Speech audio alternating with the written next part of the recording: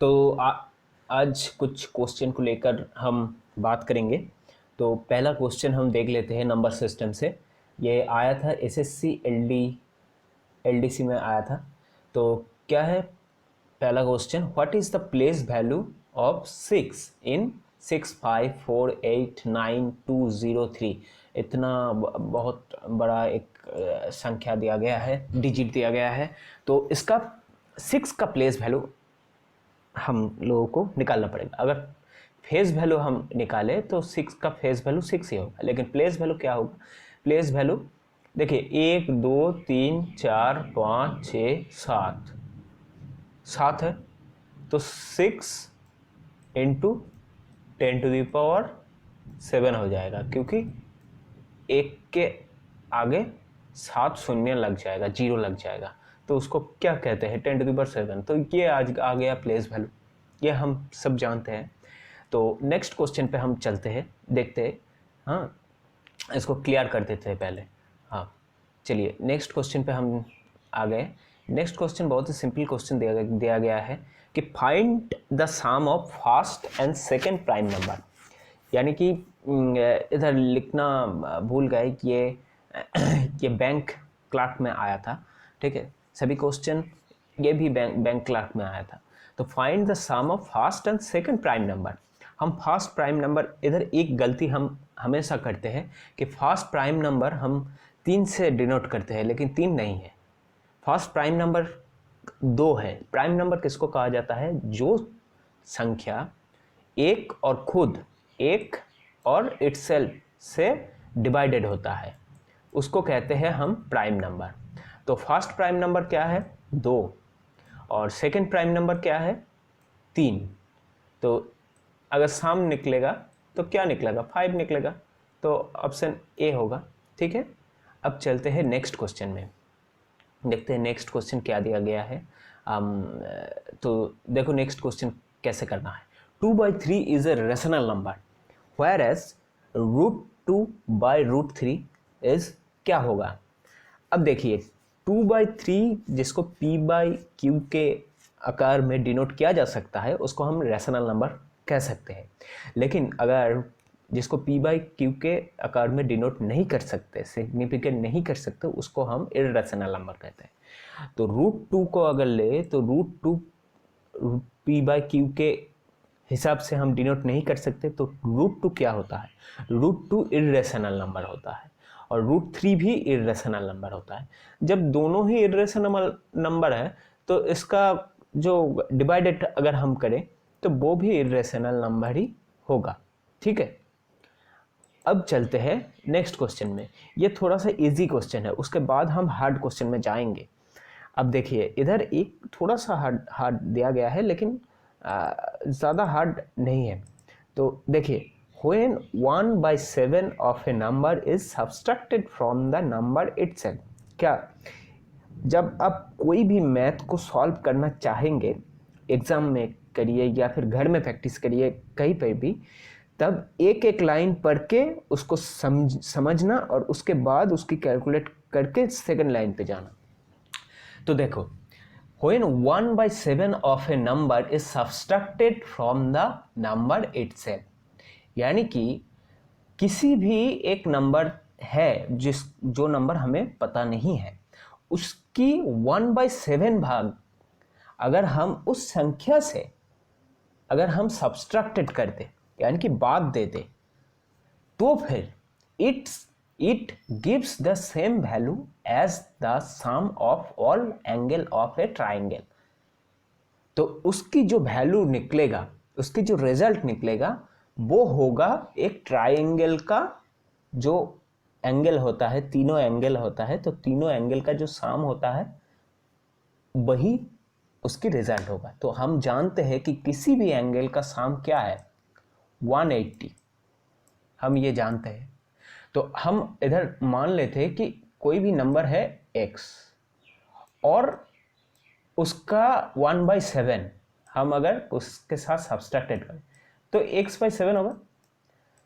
तो इसका रिजल्ट क्या आएगा? 180।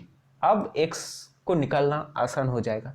अब इसको अगर करें तो 6x/7 होता है। मैं एकदम से कर देता हूँ। 6x/7 अगर इसको हम इधर लिखें तो 180 मल्टीप्लाई 7/6 आता है।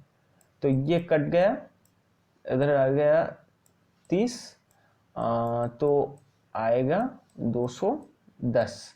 ठीक है, तो 210 आता है, इधर दिया गया है 210। तो सिंपल है, इस तरह से हम सबको सोचना होता है। ठीक है, अब नेक्स्ट क्वेश्चन में हम चलते हैं। अब देखिए इधर एक चीज़ दिया गया है, ये थोड़ा सा कॉम्प्लिकेटेड हो चुका है कि the product of two consecutive odd number is 6723, what is the greater number. अब इधर थोड़ा सा दिमाग लगाना पड़ेगा, क्योंकि अगर हम जल्दी से अगर निकालना चाहे तो फिर हमको कैलकुलेशन में थोड़ा सा दिमाग लगाना चाहिए। एक डिजिट है, उसके बाद जो ऑड नंबर आता है, इसको दोनों को कॉन्जिक्यूटिव ऑड नंबर कहा जाता है। तो कॉन्जिक्यूटिव ऑड नंबर तो हम तो जानते नहीं इधर नंबर क्या है, तो हम मान लेते हैं कि एक नंबर है x+1, ठीक है, और एक नंबर हम मान लेते हैं कि x+3, ठीक है। अब x की जगह पर आप 1 बिठा दीजिए या फिर 2 बिठा दीजिए, जो कुछ भी बिठा दीजिए, तो वो ही पर कॉन्जिक्यूटिव ऑड नंबर आएगा। ये आप मान लीजिए। अब इसका रिजल्ट क्या आता है, 6723। अब देखिए इधर कैलकुलेट करना पड़ता है, तो कैलकुलेशन हम अगर करें तो x के साथ x गुना किया तो आता है x का स्क्वायर, अगर प्लस के साथ x गुना किया तो x आया, अगर 3 के साथ x गुना किया तो 3x आया, 3x के साथ x अगर शाम कर दे तो आता है +4x, और इधर 3 और इधर 1 अगर गुना करें तो आएगा, हाँ, तो 3 आ गया। अब इस 3 को अगर इधर माइनस कर दे तो आता है 6720। अब देखिए इसको हम कैसे निकालते हैं। अब x का स्क्वायर हुआ, +4x आया, ठीक है। अब इधर लेके आ गया -6720। अब 6720 का एक ऐसे फैक्टर करेंगे जिसमें हम 4x को ला सकते हैं। तो इसको अगर हम फैक्टर करें तो फिर आता है +84x -80x। मैं इतना ही करूँगा, उसके बाद मैं डायरेक्ट रिजल्ट लिख दूँगा, ठीक है, क्योंकि इतने ज़्यादा कैलकुलेशन करने की कोई ज़रूरत ही नहीं है। जब क्वेश्चन दिया गया है और उसके आंसर भी दिया गया है, तब आंसर को देख के आप जल्दी से आपको निकालना पड़ता है, नहीं तो आप टाइम आपको इतना ज़्यादा अगर कैलकुलेट करते जाएंगे तो टाइम आपको नहीं मिलेगा। अब देखिए इतना सा तो हम कैलकुलेशन कर लिए। अब देखिए नंबर दिया गया है ऑड, तो 84 ऑड नहीं है, इवन नंबर है। अब इधर x देखिए, सॉरी, इधर 84 माइनस में आएगा और 80 आएगा प्लस में, क्योंकि इधर माइनस है x का मान। तो हम अगर कैलकुलेशन करें तो प्लस में ही हम मान को लेंगे, तो 84 होगा नहीं x का मान। तो 80 अगर हम x का मान ले 80, तो ग्रेटर नंबर क्या आएगा, x+3 ग्रेटर आएगा, तो 80+3 समान 80+3 सो इक्वल 83 होगा। तो इस तरह से हम जल्दी से कर सकते हैं इस अंक को। ये बैंक क्लर्क में आया था। अब हम लेते हैं एक चीज़, find the sum of first 84 even number. अब 84 इवन नंबर, इतना इवन नंबर को अगर हम सम करने जाएंगे तो फिर ट्रेन निकल कर छूट जाएगा, आपकी कैलकुलेशन भी नहीं कर पाएंगे। तो हम सिंपल इधर फॉर्मूला को यूज़ करेंगे। फॉर्मूला क्या है, n मल्टीप्लाई n+1। अब n की जगह पर हम पा गए हैं 84, तो 84 के साथ 85 को मल्टीप्लाई कर देंगे। अब 84 और 85 को अगर मल्टीप्लाई करें तो 5 गुना 4 यानी कि 20 0 आ जाएगा, 5 गुना 8 यानी कि 40, और 4 गुना 8 32, 40 और 32, 40 और 32 आता है 40 और 30, 40 5 40, 4 हाँ, और हाथ में 2 है तो आ गया, कितना आ गया 74 का 4 हम लिख देंगे, हाथ में 7 है, 8 मल्टीप्लाई 8 यानी कि 64 और 7 71। अब ये इतना जल्दी कैसे हम मल्टीप्लाई करें, इसका भी एक ट्रिक्स है मल्टीप्लाई करने की, कि एक चांस में ही आप मुंह में ही मल्टीप्लाई कर देंगे। ठीक है, तो इस चीज़ को हम अगले एक सेशन में समझेंगे कि कैसे हम जल्दी से मल्टीप्लाई कर सकते हैं। ठीक है, तो इस तरह से तो आंसर आ गया 7140। तो अगले हम क्वेश्चन में जाते हैं और देखते हैं what will be the remainder when 19 to the power 100 is divided by 20। इस तरह की अगर मैथ दिया जाए ना तो सीधा 1 लिख देंगे हम, लेकिन हमको समझना भी है। मैंने पहले जो थियोरी पार्ट पढ़ाया था, तो थियोरी पार्ट में हमने डिस्कस किया था इस चीज़ का। तो क्या डिस्कस हुआ था कि अगर हम इस तरह की किसी भी वहाँ पर इन्फिनिटी था, तो किसी भी चीज़ को अगर हम मिले तो फिर उसको कैसे हम कैलकुलेट कर सकते हैं। अब कैलकुलेशन को समझ ले, 19 टू द पावर 100 है।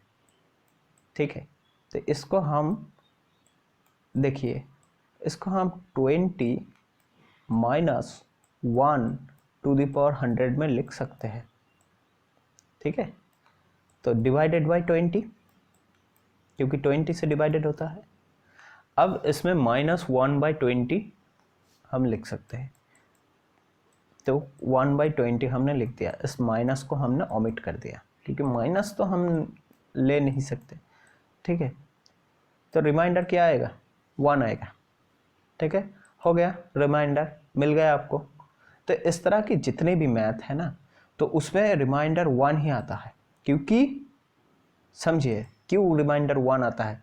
किसी भी मैथ को हम इस तरह से माइंड में हम रट नहीं सकते, क्योंकि 20 - 1 आ रहा है। हम जो भी संख्या को, अगर इधर 17 दिया जाए तो हम इसको डिवाइडेड करेंगे 16 - 1 से, तो इधर 1 आ रहा है। तो 1 का मतलब क्या है, जो भी आए 1 आए, जो भी आए तो से 1 ही आता है। तो 1 का रिमाइंडर जो भी होगा तो 1 ही आएगा, किसी से भी डिवाइडेड करें। ठीक है, तो इसीलिए इस तरह की मैथ 1 आता है, और ये एसएससी सीजीएल में आया था। अब देखिए, इधर एक चीज़ दिया गया है, what is the unit digit in 3 to the power 65 multiply 6 to the power 57 multiply 7 to the power 71। अब देखिए, इधर दिया गया है सभी चीज़ ठीक है, लेकिन हम अगर यूनिट डिजिट अगर आप यूनिट डिजिट की बात करें तो फिर हम जानते हैं कि इसको इस तरह से डिवाइडेड करना होगा, 3 टू द पावर 4 से हम डिवाइडेड करेंगे तो 16 आ गया, मल्टीप्लाई 3 टू द पावर 1। अब देखिए, 16 से अगर 4 को गुना करें तो 64 आता है, 64, और इधर 3 टू द पावर 1 है तो एक तो 65 आ रहा है। तो इसका यूनिट डिजिट क्या आएगा, इस संख्या का यूनिट डिजिट 3 आएगा। अब 6 टू द पावर 57 को उस तरह से ही करेंगे, 4, तो इधर 14 आ रहा है, मल्टीप्लाई 6, तो इसका क्या आता है, 6 आता है यूनिट डिजिट। अब 7 टू द पावर 71, अब 7 टू द पावर 7 को अगर हम करें तो इधर 4, और इधर आता है 14